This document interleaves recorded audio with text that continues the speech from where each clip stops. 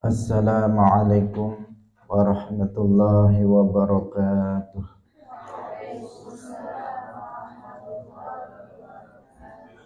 Alhamdulillahi rabbil alamin.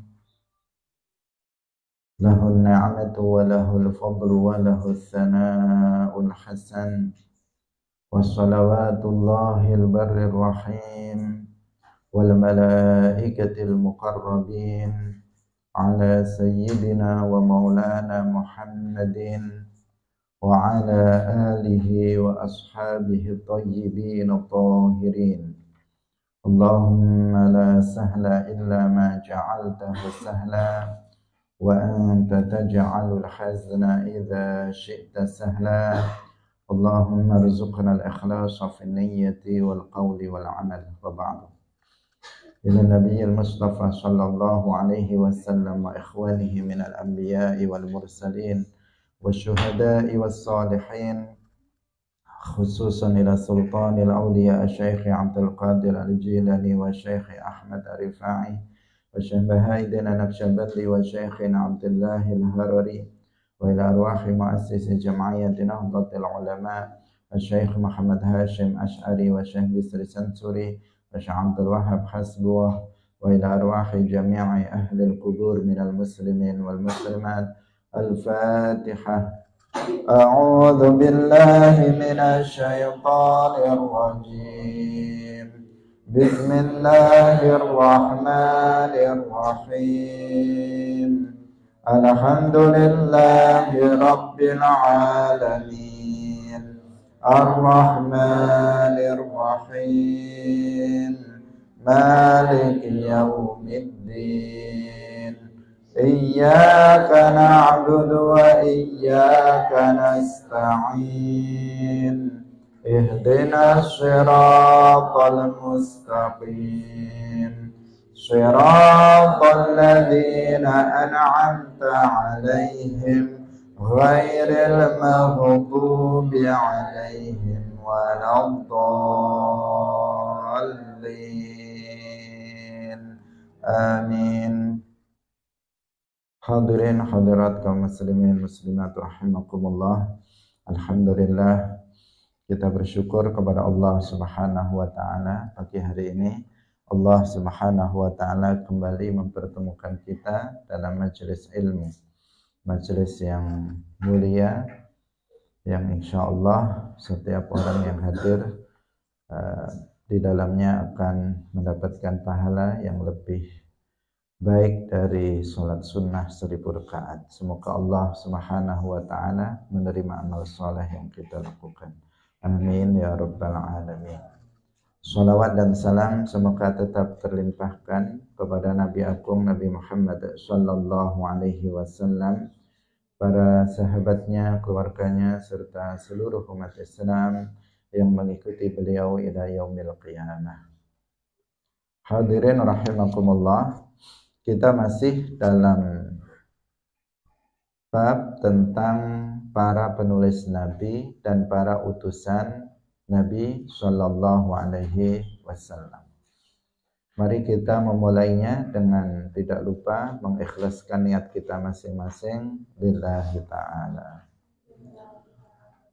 Qala al-muallif rahimahullahu ta'ala wa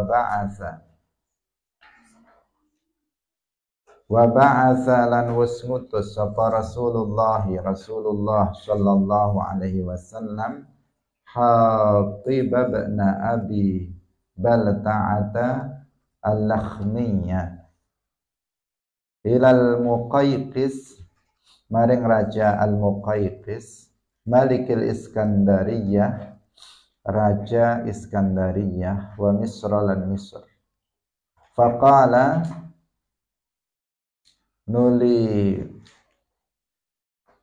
faqala mungki nuli ngucap sapa al-Muqayqis khairan ing kebagusan. Wa qarabalan nyedai sapa al-Muqayqis al-amra ing perkara.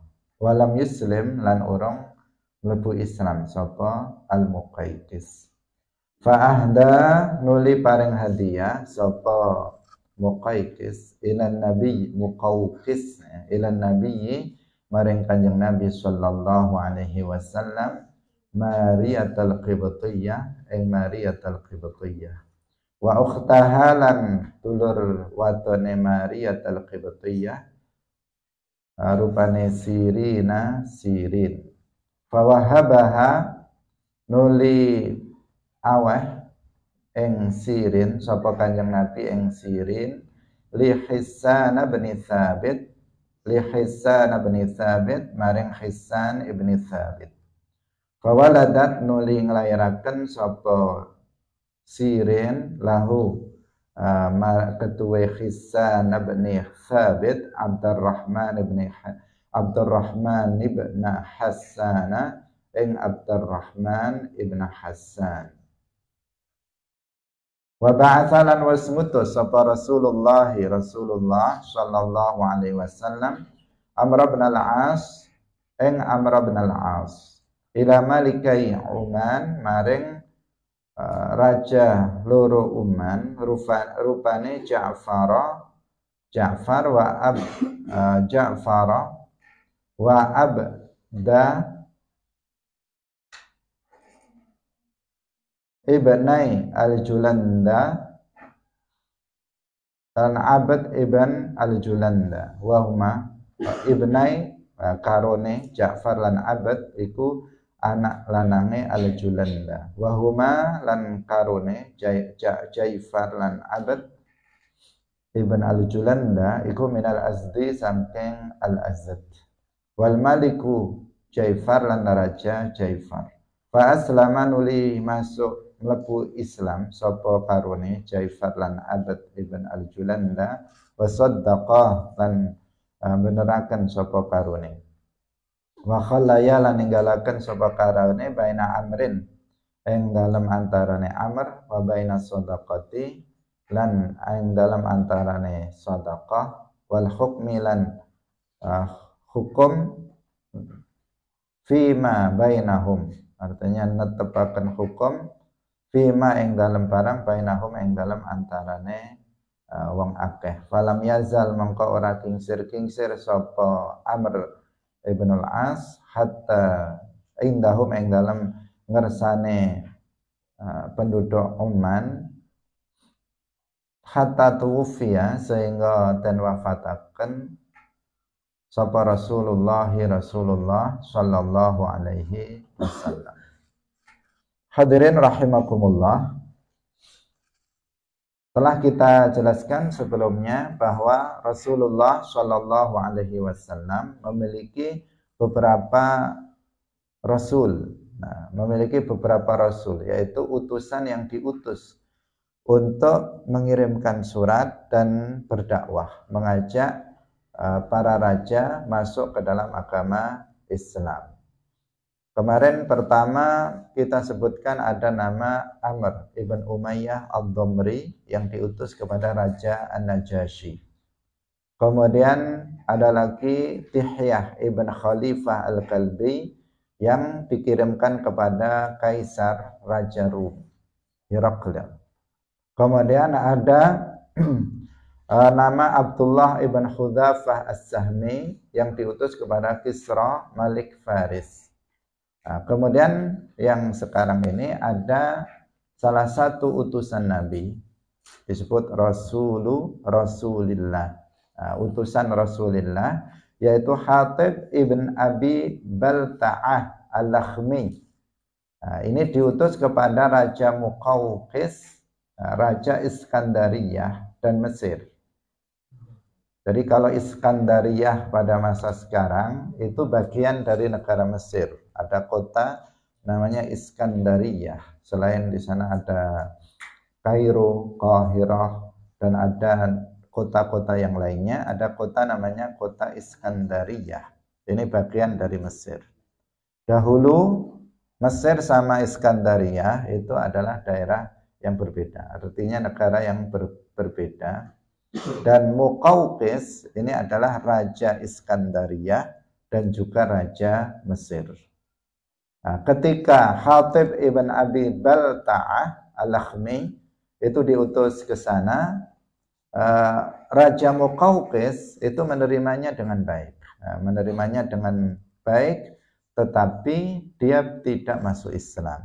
Nah, meskipun sambutannya baik, tidak seperti raja sebelumnya yang sampai menyobek surat Nabi, misalnya seperti siapa? Kisra Malik Faris. Di sini Raja Iskandariyah Muqawqis memberlakukan Hatib ibn Abi Balta'ah utusan Nabi dengan baik.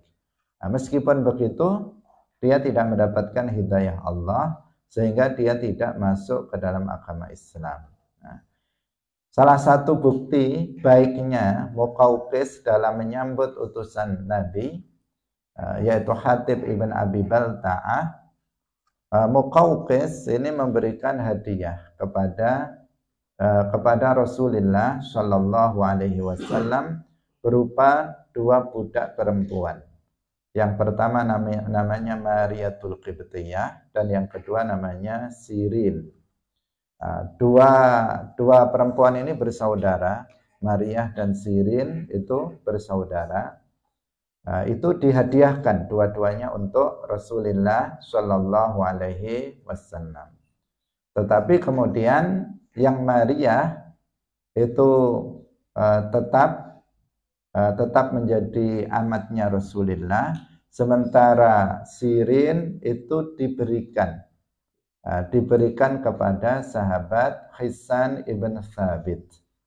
Sehingga dari Rasulullah, Mariyatul Qibtiyah ini digauli dan melahirkan anak namanya Ibrahim, seperti yang sudah kita sebut. Kemudian yang Sirin yang diberikan kepada sahabat Hisan ibn Thabit itu melahirkan anak namanya Abdurrahman ibn Hisan.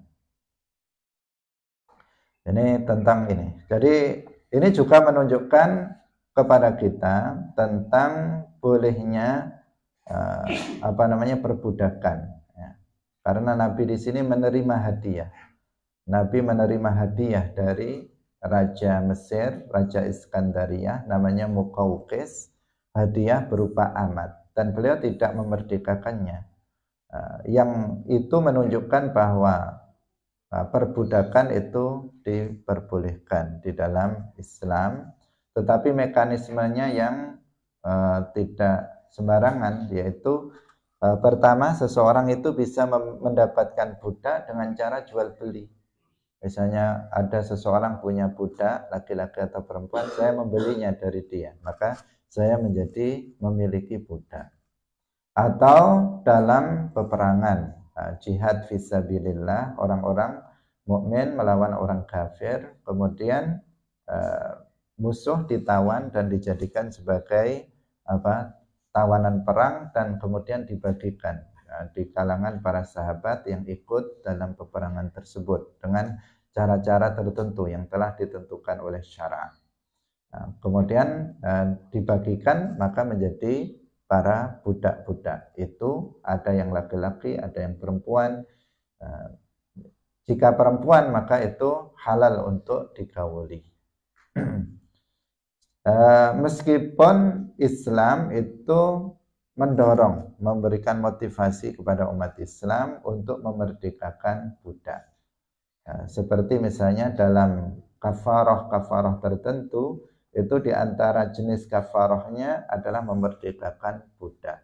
Itu menunjukkan meskipun dalam Islam itu tidak dikatakan Islam menghapus perbudakan, tetapi dikatakan Islam menganjurkan kepada umat Islam yang memiliki budak untuk memerdekakan budak.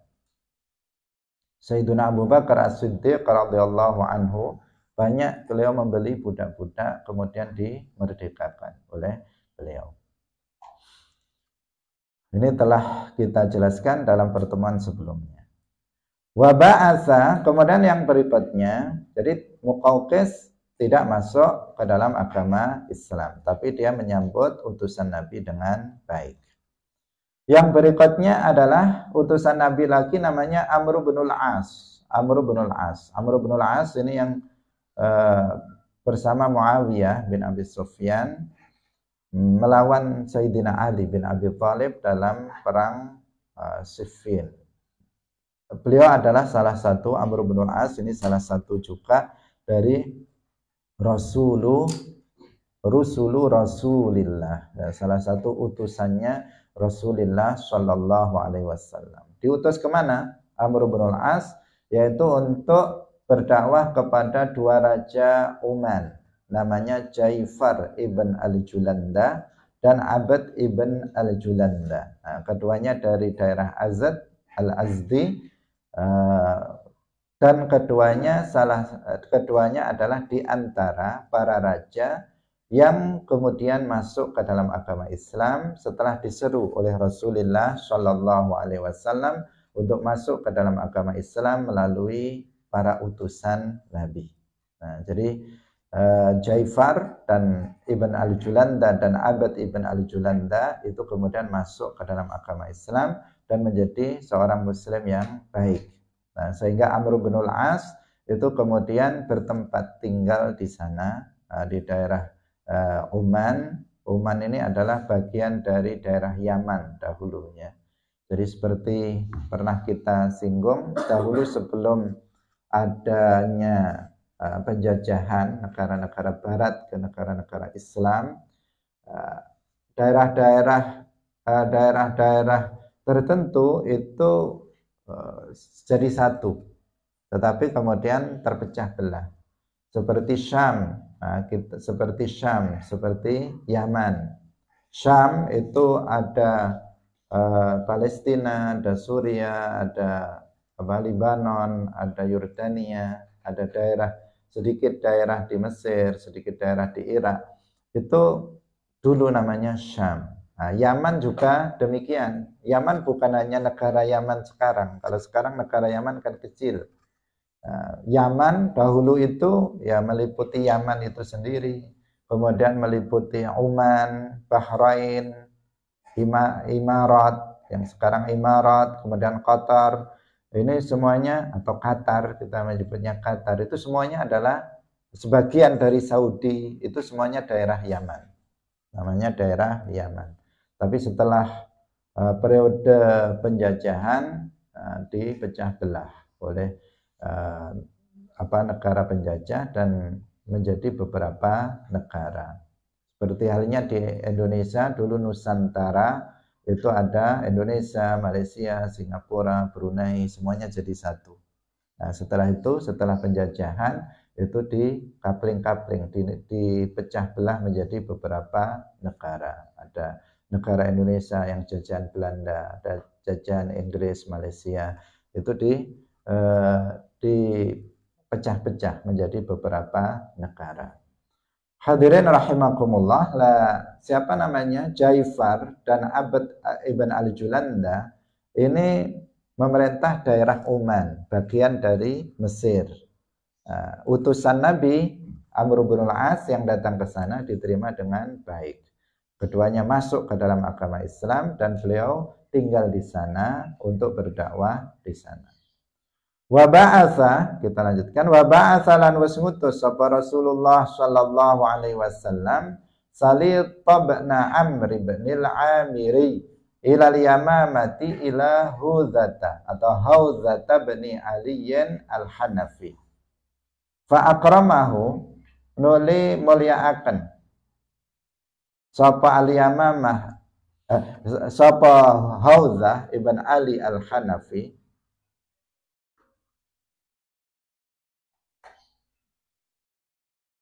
Dua ini ya, Al-Yamamah dan Hauzah ibn Ali al-Hanafi. Wa anzalahu lan nurunaken ing sapa Salid ibn Amr ibn al-Amiri. Wa kataba lan wasnulis surat ila nabiyyi sapa kanjeng Nabi, sapa Hauzah ila nabiyyi maring kanjeng Nabi sallallahu alaihi wasallam ma ahsana alangkah bagus-baguse perkara tadau ngajak sapa sira ilaihi maring ma wa ajmalahu kang luweh bagus-baguse ma. Wa ana lan uta ingsun iku khatibu qaumi tukang khutbah tetap tukang pidatone kaum ingsun wa syairuhum lan tukang syaire qaumi. Faja'al mongko dadekno sapa sira li kedue ingsun ba'dal amri ing sebagiane perkara. Fa aba nuli moh sapa an-nabi kanjeng Nabi sallallahu alaihi wasallam walam yuslim lan ora mlebu Islam sapa Haudzah wa mata lan mati sapa Haudzah zaman al-fathi ing dalem mongsone Fathu Makkah. Selanjutnya Rasulullah sallallahu alaihi wasallam itu mengutus Salid ibn Amr ibn al-Amiri ke Yamamah. Yamamah itu nama daerah ya. Ke Yamamah ke seorang raja namanya Haudzah ibn Ali al-Hanafi. Al-Hanafi di sini maksudnya bukan mazhabnya Hanafi. Ini masa Nabi. Imam Abu Hanifah belum ada. An-Nu'man bin Tsabit pendiri mazhab Hanafi belum lahir. Al-Hanafi di sini yang dimaksud adalah yang berasal dari Bani Hanifah. Berasal dari Bani Hanifah. Beda ya. Jangan sampai salah paham. Al-Hanafi nanti dimaknai yang bermazhab Hanafi. Imam Hanafi saja belum ada, gimana bermazhab Hanafi? Nah, ini kan masa Rasulullah Shallallahu Alaihi Wasallam. Jadi Al-Hanafi artinya yang berasal dari Bani Hanifah. Fa'akramahu wa anzalahu. Raja Haudzah itu memuliakan utusan Nabi Salid ibn Amr. Wa anzalahu artinya menurunkannya artinya mempersilahkan Salid untuk tinggal, untuk mampir dan tinggal di sana. Kemudian siapa namanya Haudzah ibn Ali al-Hanafi menulis surat kepada Rasulullah Shallallahu Alaihi Wasallam memuji-muji tentang seruan Rasulullah Shallallahu Alaihi Wasallam kepadanya, yaitu ajakan untuk masuk ke dalam agama Islam. Tetapi ketika itu dia mengatakan, dia memuji dirinya bahwa dirinya adalah orang yang memiliki keahlian di dalam berpidato, dalam bicara di kaumnya, dan ahli syair di antara kaumnya. Sehingga dia meminta sebuah kedudukan kepada Rasulullah Shallallahu Alaihi Wasallam. Tetapi Nabi kemudian menolaknya dan dia tetap dalam kekufurannya, tidak mau masuk ke dalam agama Islam, mati pada masa Fathu Makkah. Ini siapa? Haudzah ibn Ali al-Hanafi. Yang Rasul yang diutus oleh Rasulullah Shallallahu Alaihi Wasallam adalah Salid ibn Amr ibn al-Amiri. Kita lanjutkan lagi. Wa ba'atsalan wasbutus sapa Rasulullah Shallallahu Alaihi Wasallam Syuja' bin Wahb al-Asadi. Eng Syuja' ibn Wahb al-Asadiyya ilal Harits bin Abi Syamrin maring al-Haris ibni Abi Shimrin al-Ghassani Malikil Balqa, Raja Balqa min ardi Syam, saking tanah Syam. Qala Syuja'un fantahaitu ilaihi. Fantahaitu was entek sapa ingsun ilaihi maring perkara wa huwa hale utawi Syuja' iku bi ghutati Dimasqa. Faqara'a nuli maca sapa Syuja' kitaban nabiyyi ing surate Kanjeng Nabi. Tumarama nuli buang sapa Syuja' bihi kelawan kitaban Nabi. Wa qala lan ngucap sapa Syuja'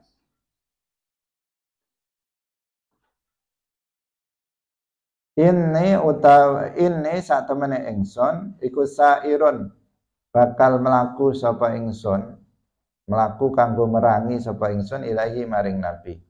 Wa azama lan wis niat sapa Suja ala dzalika ing atase mangkono-mangkono sairun ilaihi famana'ahu nuli nyegah ing Suja sapa Qaisar. Hadirin rahimakumullah, yang berikutnya utusan Nabi yang berikutnya adalah Suja ibn Wahab al-Azadi. Ini diutus kepada Raja Balqa di tanah Syam, namanya Al-Haris ibn Abi Shimrin al-Ghassani. Nah, diseru untuk masuk ke dalam agama Islam. Kemudian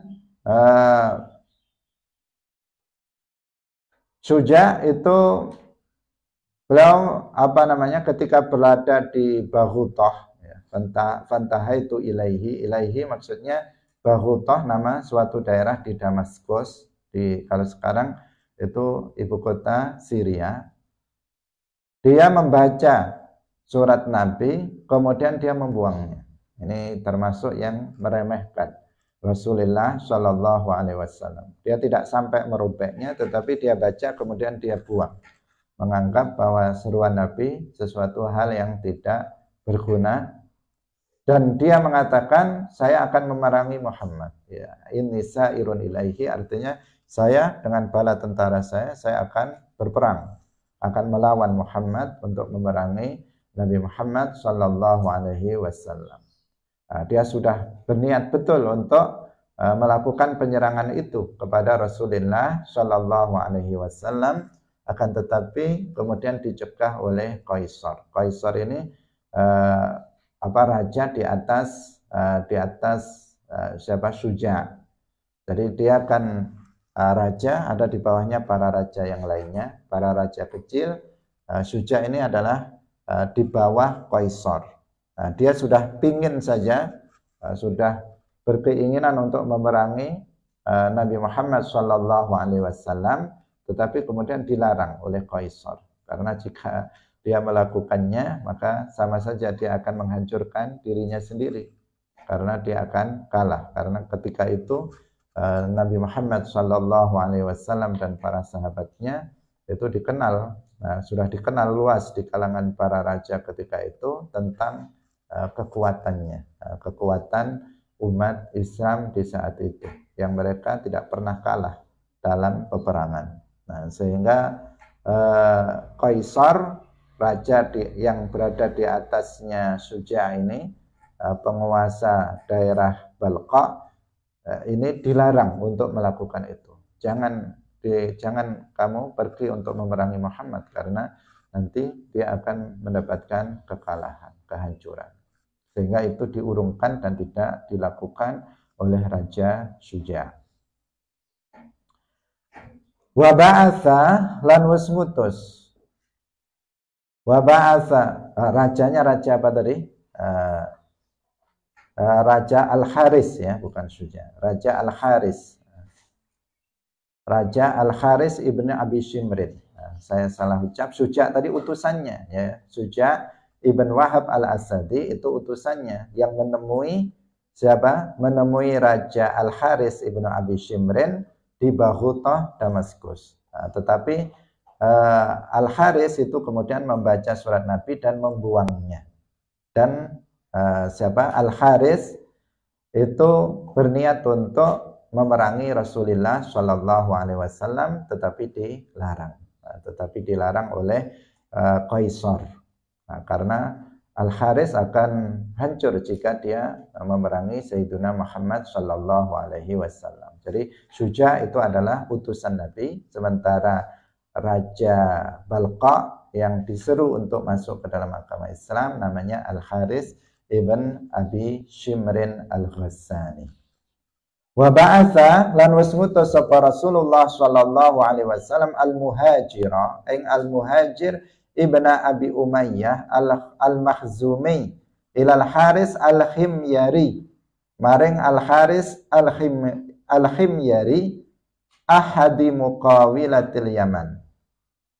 Wa ba'athalan wasmutus sapa Rasulullah Shallallahu Alaihi Wasallam al-Ala abna al-Hadramiyah ing al-Ala ibn al-Hadrami ilal Munzir ibn Sawa maring Al-Munzir ibni Sawa Al-Abdayi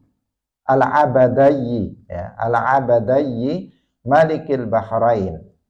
Wa katabalan was nulis ilaihi maring Al-Munzir ibn Sawa Al-Abdayi Malikil Bahrain kitaban ing surat yad'uhu undang ing Sawa atau Al-Munzir ibn Sawa Al-Abdayi Malikil Bahrain ilal islami maring Islam. Fa aslama nuli mlebu Islam sapa Al-Munzir ibn Sawa Al-Abdayi wa saddaqa lan beneraken sapa Al-Munzir. Wa ba'atsalan was ngutus sapa Rasulullah sallallahu alaihi wasallam Aba Musa ing Aba Musa Al-Asy'ari wa Mu'adz bin Jabal lan Mu'adz ibn Jabal Al-Ansariyah radhiyallahu anhuma ila jumlatil Yaman maring daerah Yaman. Wa da'iyaini halih wong kang ngajak karone ilal islami maring Islam. Fa aslama nuli mlebu Islam sapa ammatu ahlil Yamani akeh-akeh penduduk Yaman wa mulukuhum lan pira-pira rajane Yaman tau'an krana manut taat min ghairi qitalin saking tanpa ana peperangan. Hadirin rahimakumullah, yang berikutnya utusannya Rasulullah adalah namanya Al-Muhajir ibn Abi Umayyah Al-Makhzumi yang diutus kepada salah satu raja daerah Yaman. Tadi sudah kita sebut Yaman itu banyak daerah-daerahnya, bukan hanya satu daerah. Salah satunya itu yang diutus ke sana adalah Al-Muhajir ibn Abi Umayyah Al-Makhzumi kepada seorang raja namanya Al-Haris Al-Khimyari. Kemudian juga utusan Nabi yang lain namanya Al-Ala ibn Al-Hadrami. Al-Ala ibn Al-Hadrami ini diutus kepada raja Bahrain namanya Al-Munzir ibn Sawa Al-Abdayi. Dan ini diseru oleh Al-Ala ibn Al-Hadrami dengan surat yang surat Nabi Shallallahu Alaihi Wasallam yang isinya mengajak masuk ke dalam agama Islam dan masuk ke dalam agama Islam. Ini salah satu yang kemudian mendengarkan seruan Nabi untuk masuk ke dalam agama Islam dan dan dia membenarkan risalah Rasulullah Shallallahu Alaihi Wasallam. Al-Munzir ibn Sawa Al-Abdayi. Karena yang diutus ini juga sahabat luar biasa, namanya Al-Ala ibn Al-Hadrami. Al-Ala ibn Al-Hadrami ini adalah salah satu sahabat yang sangat dikenal di kalangan umat Islam, karena ini sahabat yang terkenal kewaliannya karena memiliki karomah yang cukup banyak. Pernah Al-Ala ibn Al-Hadrami itu memimpin pasukan perang sebanyak 4.000 pasukan. Ketika itu di hadapannya adalah lautan. Beliau ingin menyeberanginya, dan dengan kehendak Allah Al-Ala ibn Al-Hadrami itu dengan pasukannya itu masuk ke lautan, berjalan di atas air dan tidak basah, kakinya tidak basah, bersama kuda-kudanya. Semua pasukan dengan kendaraannya itu semuanya naik ke atas lautan dan menyeberangi lautan. Ini karomahnya Al-Ala ibn Al-Hadrami. Dan sampai ke seberang itu tidak sedikit pun kakinya basah, kaki kudanya pun tidak basah dengan air. Ini salah satu karomah yang sangat terkenal dari Al-Ala ibn Al-Hadrami. Kemudian beliau ini diutus oleh Nabi, dakwahnya di Yaman, di daerah Bahrain ya, di daerah Bahrain. Dan kemudian tinggal di sana. Al-Ala ibn al-Hadrami tinggal di sana sampai kemudian di hari wafatnya, ini diceritakan di hari wafatnya Al-Ala ibn al-Hadrami dimakamkan. Setelah dimakamkan, kemudian terfikir oleh umat Islam ketika itu bahwa tempat pemakaman Al-Ala ibn al-Hadrami ini rawan dengan binatang-binatang buas yang nanti akan mengambil jasad Al-Ala ibn al-Hadrami. Nanti bahaya kalau kuburannya di situ. Harusnya kita pindahkan saja ke tempat yang lainnya. Setelah itu betul dilakukan, digali lagi makamnya. Ternyata jasad Al-Ala al-Hadrami udah nggak ada lagi di situ. Bukan dimakan oleh binatang, enggak. Makamnya masih bagus, tetapi jasadnya sudah nggak ada di dalamnya. Artinya dipindahkan, makamnya dipindahkan oleh Allah Subhanahu wa taala ke tempat yang lainnya yang lebih aman. Itu adalah salah satu karamah dari Al-Ala ibn al-Hadrami. Ini hadis yang menjelaskan tentang peristiwa yang terjadi, keajaiban yang terjadi pada Al-Ala ibn al-Hadrami. Ini dijadikan sebagai dalil bagi ahlu sunnah wal jamaah tentang adanya karamah. Karamah itu amrun khariqun lil ada, sesuatu yang luar biasa yang terjadi pada diri seorang wali. Seorang wali adalah al-mu'min al-mustaqim fi ta'atillah. Seorang mukmin yang istiqamah dalam ketaatan kepada Allah Subhanahu wa taala. Senantiasa menjalankan yang diwajibkan dan meninggalkan hal-hal yang diharamkan, istiqamah dalam melakukan itu. Bukan kadang melakukannya, kadang meninggalkannya, tetapi senantiasa istiqamah menjalankan hal-hal yang diwajibkan zahiran wa batinan dan meninggalkan hal-hal yang diharamkan zahiran wa batinan. Kemudian dia melakukan amalan sunnah meskipun hanya sedikit, maka dia disebut sebagai wali. Dan waliullah itu diberikan karamah oleh Allah Subhanahu wa taala. Sebagian para wali ada yang memperlihatkan karamahnya, ada sebagian yang tidak memperlihatkan karamahnya. Hadis yang menjelaskan tentang peristiwa kejadian luar biasa pada diri Al-Ala ibn al-Hadrami itu sebagai dalil tentang adanya karamah. Bagaimana tadi peristiwa Al-Ala? Kalau orang lewat di atas air itu ya basah, bahkan tenggelam kalau nggak pakai perahu. Ya, kalau nggak pakai perahu kita ya akan tenggelam. Itu pada umumnya. Tetapi Al-Ala ibn al-Hadrami enggak, beliau bukan hanya beliau sendiri, bahkan beliau membawa pasukan berjumlah 4.000 orang dengan kendaraannya masing-masing, itu bisa berjalan di atas air. Nah, tanpa sedikit pun kakinya basah. Bukan hanya kakinya nggak basah, bahkan sepatunya, sandalnya pun tidak basah. Bahkan dikatakan kaki kudanya saja itu tidak basah oleh air. Itu namanya karamah, sesuatu yang luar biasa. Sampai sekarang siapa yang bisa melakukan hal yang seperti itu? Kecuali kalau naik kapal atau naik perahu, maka nggak basah. Ini Al-Ala ibn al-Hadrami.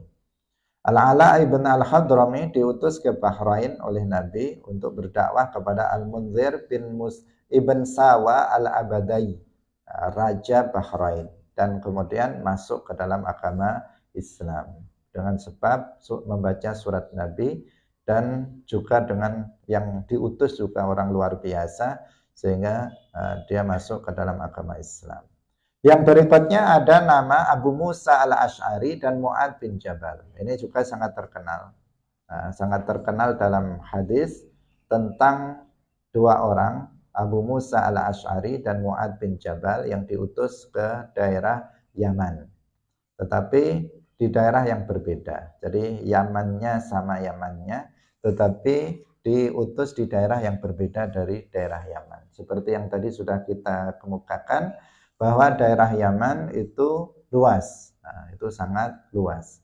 Itu Abu Musa diutus ke daerah tertentu, kemudian Mu'ad bin Jabal itu diutus ke daerah tertentu. Dan keduanya itu diutus ke sana itu bukan hanya sekedar mengirimkan surat, tetapi keduanya diutus untuk berdakwah. Jadi untuk berdakwah dan tinggal di tempat tersebut, mengajak, menyerukan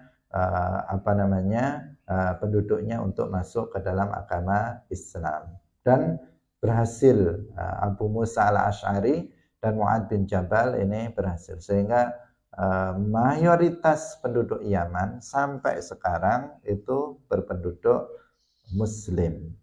Nah, daerah Yaman ini adalah salah satu daerah yang Islam masuk ke sana dengan cara damai, seperti halnya di Indonesia. Seperti halnya di Indonesia, Islam masuk ke Indonesia nggak ada peperangan. Nabi nggak mengutus pasukan untuk datang ke Indonesia. Para sahabat, para raja Bani Umayyah, Bani Abbasiyah tidak mengutus pasukan untuk memerangi para raja di Indonesia. Nggak ada. Di Indonesia apa ada kerajaan? Banyak. Ketika itu ada kerajaan-kerajaan besar juga yang kuat. Ada kerajaan Majapahit, Sriwijaya, dan kerajaan-kerajaan Kediri juga ada rajanya. Ada kerajaan-kerajaan, banyak kerajaan-kerajaan kecil dan kerajaan-kerajaan besar. Tapi Islam ketika itu tidak memerangi kerajaan Majapahit, itu tidak dipeperangi secara fisik, tetapi diutus para dai, diutus para dai. Jadi utusannya juga hebat-hebat ya, utusannya. Dalam hal ini adalah, kalau di Indonesia adalah para wali songo, konon Islam masuk ke Indonesia itu sudah sejak zaman para sahabat, karena dikatakan di daerah Sumatera itu ada makam seorang sahabat Nabi di sana. Artinya Islam di zaman sahabat sudah masuk di Indonesia, sudah ada dai yang berdakwah di Indonesia, mengajak penduduk Indonesia masuk ke dalam agama Islam. Jadi di Indonesia dikirimkan dai untuk berdakwah di Indonesia, sebagaimana di Yaman juga Nabi mengirimkan dai. Kalau ke Indonesia, apakah di masa Nabi atau di masa sahabat, Allahu a'lam. Cuman yang jelas sejak awal tidak ada utusan berupa pasukan perang untuk memerangi para raja di Indonesia, sehingga dikatakan di Indonesia Islam masuk ke dalamnya, ke Indonesia dengan secara damai, disebarluaskan secara damai, sehingga hasilnya sangat bagus ya. Di Indonesia ini mayoritas penduduknya juga Muslim, sebagaimana di Yaman itu mayoritas penduduknya sampai sekarang juga Muslim. Nah, itu diseru juga dengan secara damai.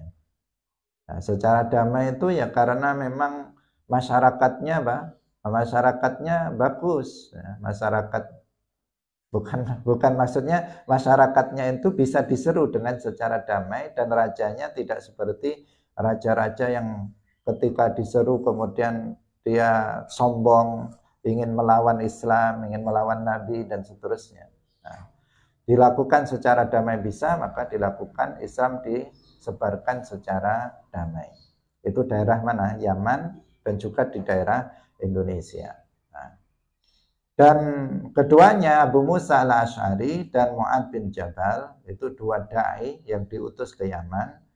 Sesekali mereka berkumpul untuk berbicara, untuk bermusyawarah tentang perkembangan dakwah di Yaman. Ini yang dijadikan panutan oleh kita di dalam berdakwah. Bahwa berdakwah itu kalau kita bersifat individual, itu akan bermanfaat, akan memberikan manfaat, tidak diragukan. Tetapi apabila kita dalam berdakwah itu dilakukan secara terorganisir, artinya secara berjamaah, secara bersama-sama, maka hasilnya akan sangat bagus, akan lebih bagus dibandingkan secara zahir apabila dilakukan secara per individu, per orang. Nah, dahulu orang itu ada sebagian orang sampai sekarang yang berdakwah itu masing-masing.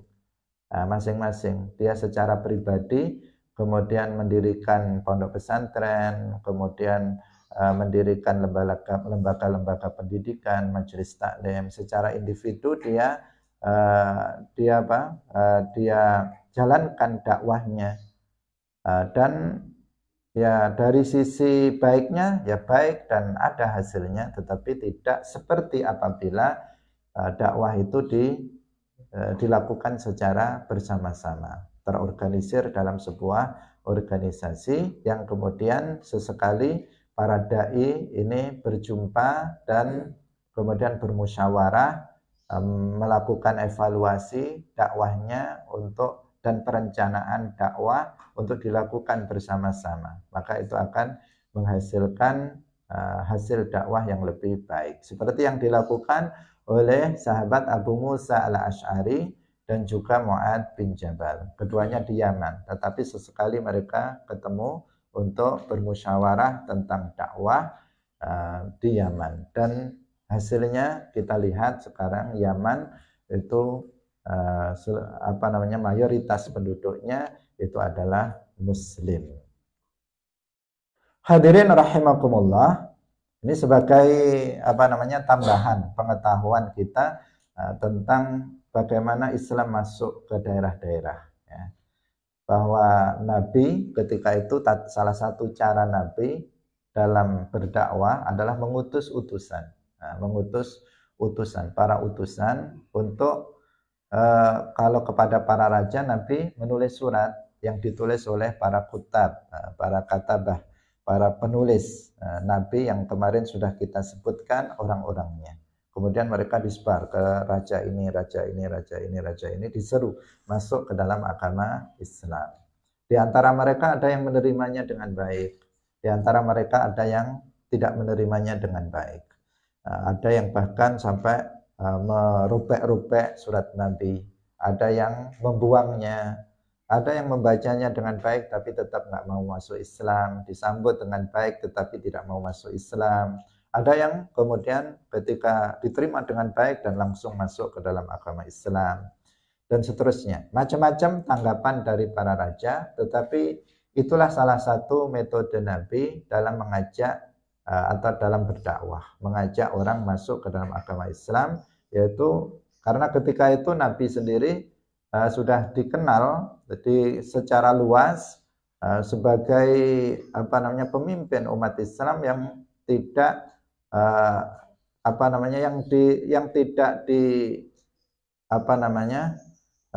atau yang seorang pemimpin umat Islam yang dipertimbangkan tentang kekuatannya.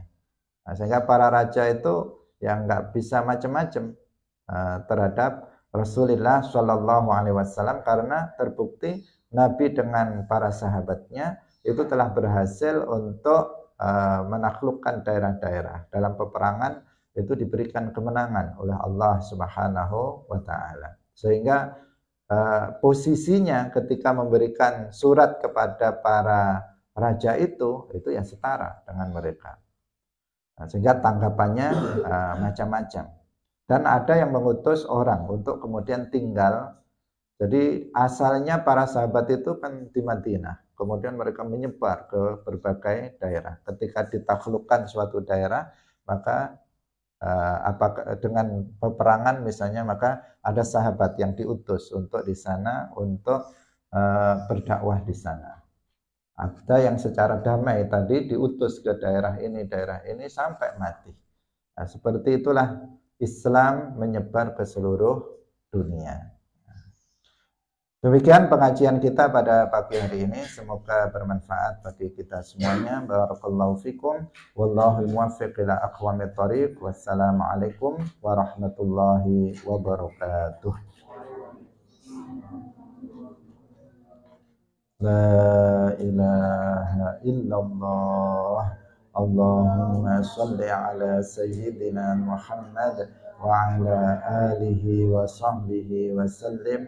Rabbi ghfirli wa liwalidayya wa lil mu'minina wal mu'minat.